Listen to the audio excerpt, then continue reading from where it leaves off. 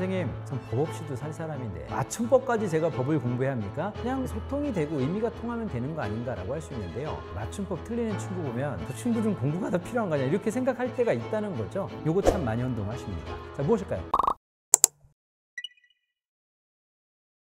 네, 실제 제가 자료가 좀 있는데요. 저희 학생들한테 책갈피를 나눠주고 좋은 말을 한번 써보라고 했어요. 어느 학생이 실연은 있어도 실패는 없다라고 썼어요. 중학교 1학년이니까 14살인데 14살짜리가 벌써 실연을 할 리가 없거든요. 그래서 물어봤더니 선생님이 실연이 힘들고 어려운 거 아닌가요? 그건 실연이야 라고 했더니 바로 수정액으로 고치더라고요. 이런 경우도 있어서 생활 속의 어떤 맞춤법, 띄어쓰기, 언어 예절에 대해서 즐거움을 느끼고 있는 사람 중에 하나입니다. 일단 며칠이라고 할 때요. 자, 우리 몇 년, 몇 월, 며칠 할 때 몇 년, 몇 월은 몇을 쓰세요. 근데 며칠 할 때도 몇 일로 쓰시지만 몇 일은 틀립니다. 무조건 며칠이 맞는 겁니다. 몇 년, 몇 월, 며칠 이렇게 쓰셔야 돼요. 또 하나는 저 사람을 보니까 참 설렌다. 설렘, 설레임 요거 참 많이 혼동하십니다. 설렘이 맞거든요. 근데 설레임으로 쓰는 분들이 꽤 많습니다. 근데 왜 그러냐고 여쭤보면 이런 얘기 하세요. 아이스크림 이름 중에 설렘이 있어요 라고 하는데요. 잘못된 거예요. 설렘이 맞습니다. 또 하나 많이 혼동하시는 게 있습니다. 바로 뭐냐면 할게, 할게 할 때 리을 개를 쓰냐 리을 깨를 쓰냐 이런 부분이 많은데 리을 개가 맞습니다. 또 교육자 중에 이거 실수하는 분 많으십니다. 제가 아이들을 가리키고 있어요. 애들을 계속 이렇게 하고 계시네요. 항상 아이들을 너무 사랑하셔서 항상 가리키고 있는 거죠. 자, 그 다음에 또 있는데 우리 틀린 그림 찾기라고 많이 아시죠?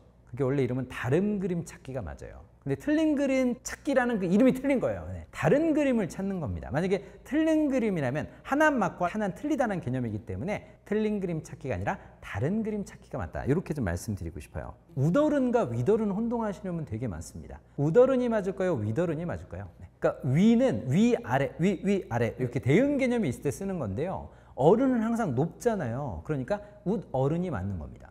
그다음에 제가 또 통계를 내봤더니 진짜 어이없는 경우죠. 어이와 어의를 헷갈리세요. 어이는 조선시대 임금님의 의사죠. 또 많이 나왔던 로서와 로서 많이 혼동하세요. 로서와 로서. 로서는 신분이나 자격을 뜻하는 거죠. 나는 강연자로서, 나는 외교관으로서. 로서는 어떤 수단이나 방법을 뜻하는 거거든요. 이것도 좀 많이 혼동하시는 경우가 있습니다. 자, 그다음에 노래 가사를 보면 참 오류가 많이 나옵니다. 바람, 바램 요거 참 많이 나오거든요. 바람이라고 하면요. 많은 분이 그냥 이렇게 불어오는 바람을 떠올리시죠. 왠지 바람이 맞을 것 같아요. 내가 원하는 거. 그러니까 영어로 I wish, I want의 의미로 바램을 많이 쓰시지만요. 바람이 맞는 겁니다.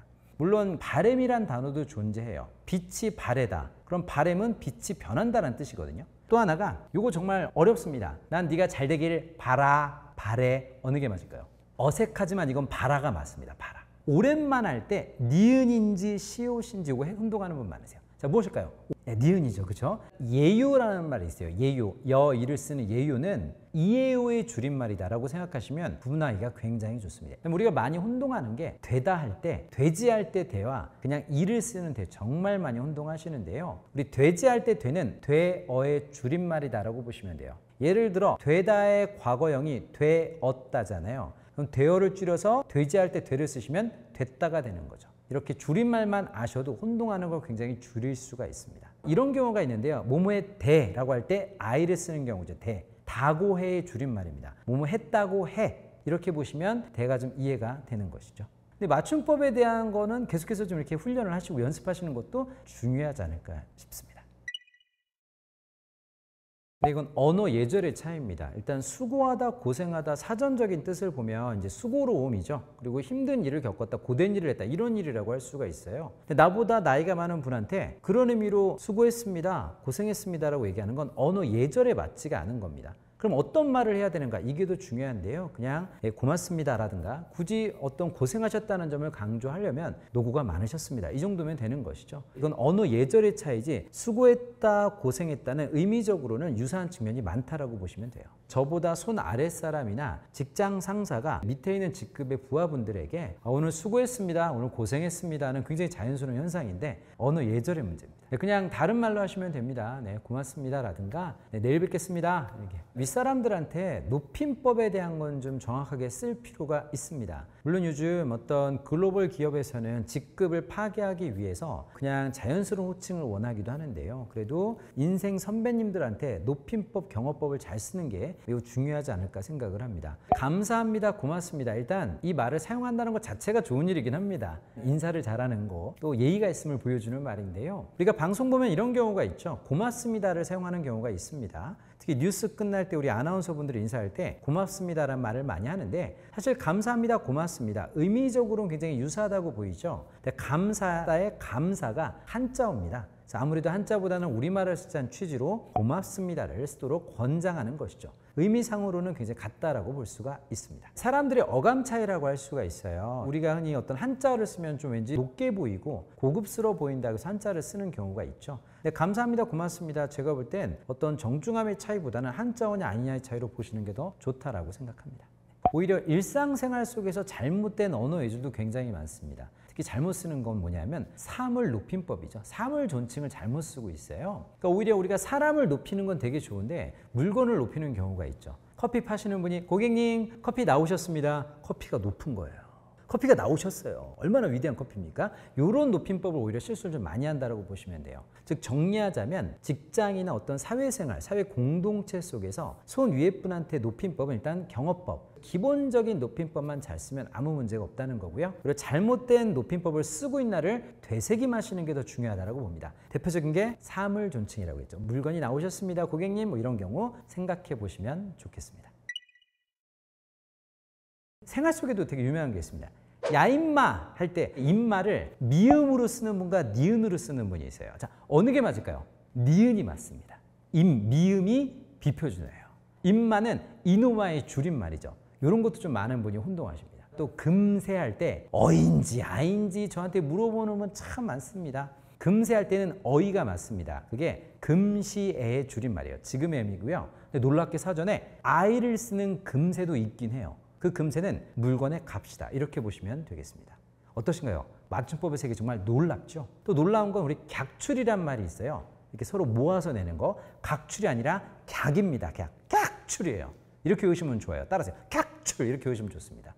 일단 언어는 살아있는 거라고 할 수가 있습니다. 아무래도 언어를 사용하는 언중들이 많이 쓰는 말이 복수 표준어로 인정이 됩니다. 즉 하나만 인정되다가 함께 인정되는 경우라고 할 수 있는데요. 많은 분이 알고 계신 그 유명한 음식이 있죠. 짜장면, 자장면. 자, 무엇이 맞을까요? 지금 복수 표준어라고 했기 때문에 답이 나왔죠. 둘 다 맞습니다. 원래는 자장면이 맞아요. 그런데 이 영상을 보시는 분 혹시 중국 음식점 가셔서 여기 자장면 하나, 짬뽕 하나 주세요. 이렇게 하시지 않고 짜장 하나, 짬뽕 하나 이렇게 하지 않습니까? 그래서 2011년에 자장면과 짜장면이 모두 복수 표준어로 인정이 되었습니다.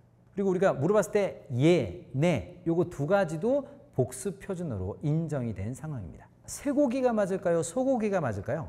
근데 원래 쇠에서 소도 인정을 해서 지금 쇠고기, 소고기 모두 인정이 되고 있습니다. 예쁘다라는 말 많이 들으면 우리 기분 좋겠죠. 예쁘다, 그죠? 근데 예쁘다, 이쁘다 지금 두 개 다 표준어로 인정하고 있습니다. 그리고 아주 특이한 경우도 있어요. 우리가 이게 표준어 아닌가라고 싶은데 오히려 그게 방언인 경우도 있고 이게 방언 아닌가 표준어인 경우도 실제 있습니다. 예를 들어 드리면 멍게 아시죠? 멍게. 우리 횟집 가서 드시는 멍게가 원래는 방언 사투리였어요. 표준어 지금 태어나서 처음 들으신 분도 계실 거예요. 표준어가 우렁생이었습니다. 우렁생이. 원래 우렁생인데 우리가 멍게를 더 많이 쓰다 보니까 이제 멍게 또한 표준어가 된 경우 이렇게 보실 수도 있습니다. 그렇죠. 일단 맞춤법을 맞춤법이라고 안 쓰는 것만으로 일단 대단하시다는 생각을 하고요. 제가 학생들하고 얘기하다 보면 이런 얘기합니다. 선생님, 전 법 없이도 살 사람인데 맞춤법까지 제가 법을 공부해야 합니까? 이런 굉장히 멋진 질문을 하는 제자도 있습니다. 맞춤법은 이렇게 보시면 돼요. 어떤 분들은 그냥 뭐 이렇게 소통이 되고 의미가 통하면 되는 거 아닌가라고 할 수 있는데요. 언어를 사용하기 위한 기본 규칙이자 규약이라고 할 수가 있는 것이죠. 어떻게 보면 언어를 효과적으로 제대로 잘 쓰기 위한 기본적인 약속이자 준칙이다 이렇게 보셔야 합니다.